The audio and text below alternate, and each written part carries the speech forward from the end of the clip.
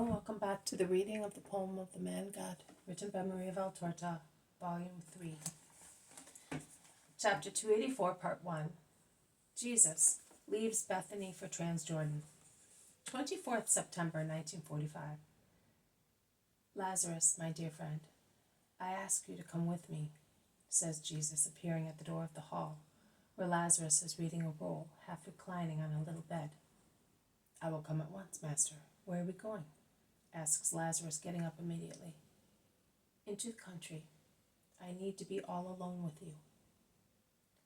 Lazarus looks at him with a worried expression and asks, Have you sad news to give me secretly? Or, no, I do not even want to think of that. No, I only wish to seek advice from you, and not even the air must be aware of what we will say.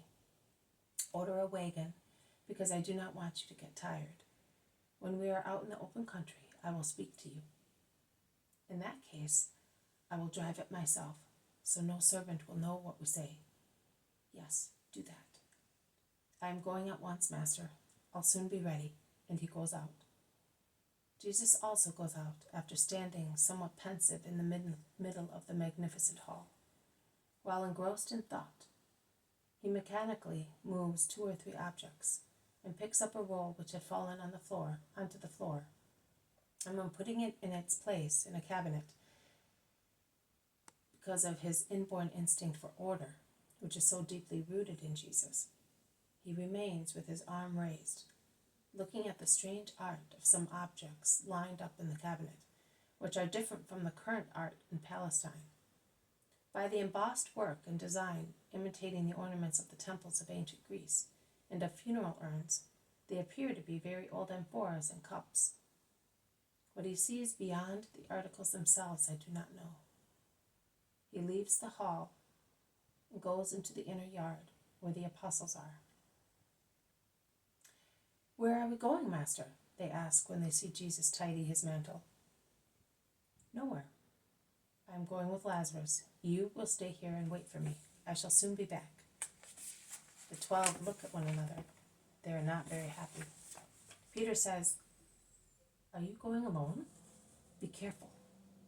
Do not be afraid. While waiting, do not be idle. Teach Ermastius, that he may have a better knowledge of the law, and become good company to one another, without arguments or rudeness. Bear with and love one another. He sets out towards the garden, and they all follow him.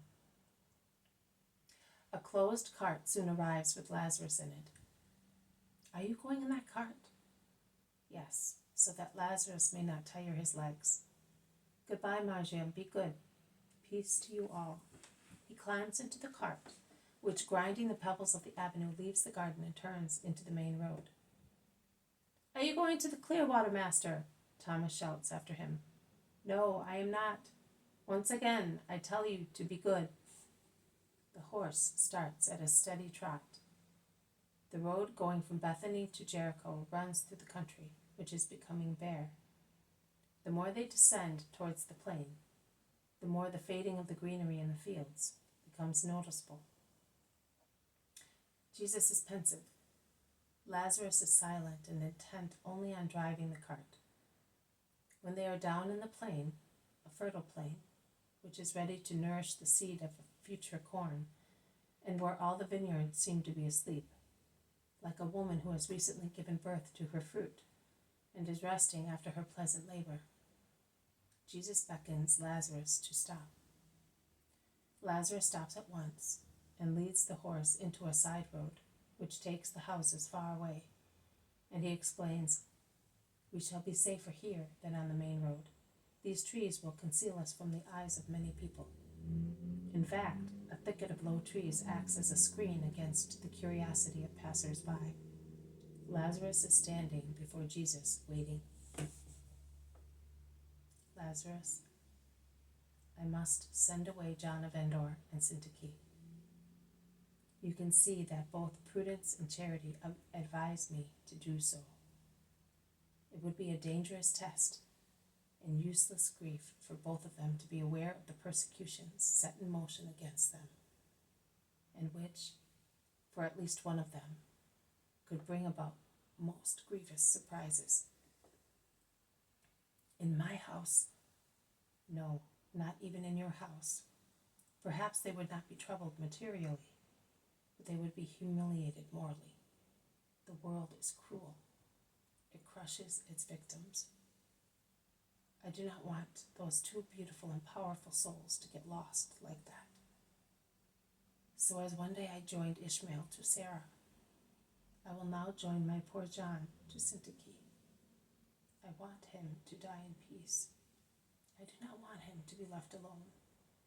And he must go away feeling that he is being sent elsewhere, not because he was formerly a galley man, but because he is the proselyte disciple who can be sent away to announce the Master.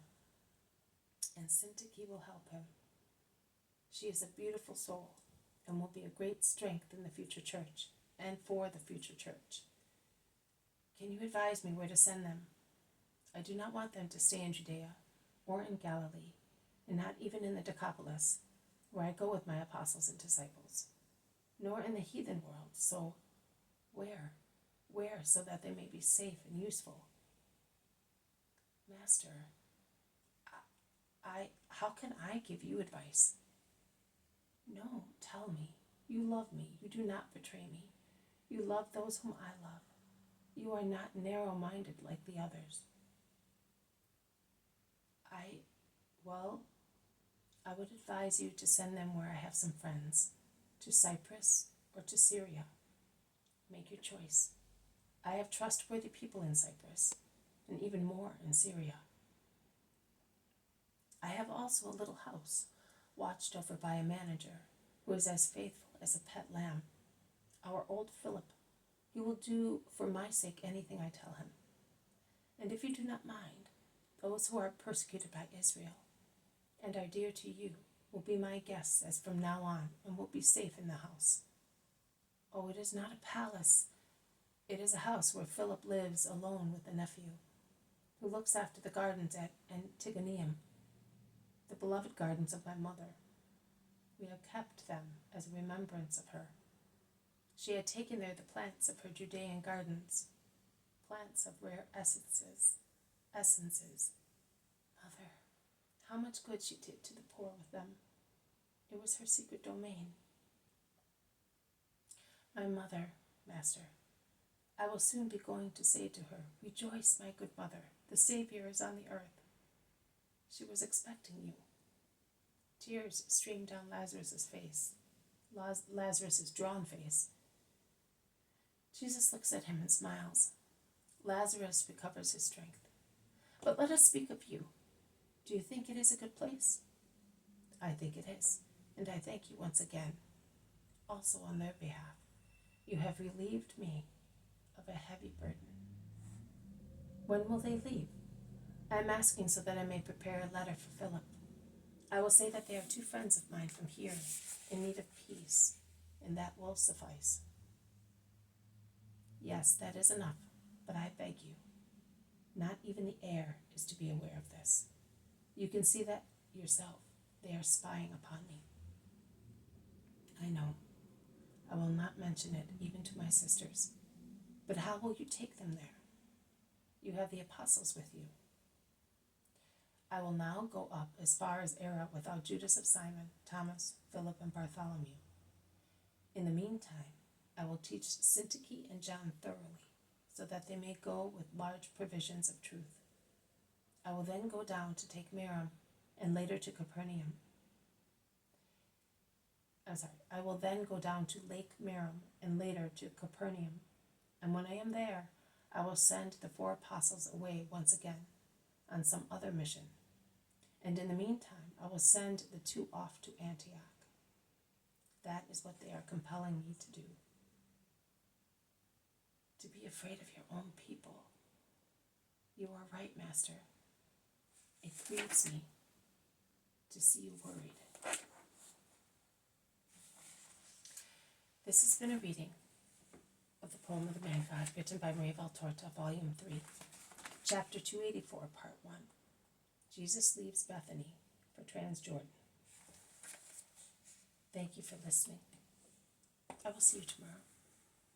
May God bless you, and may peace be with you.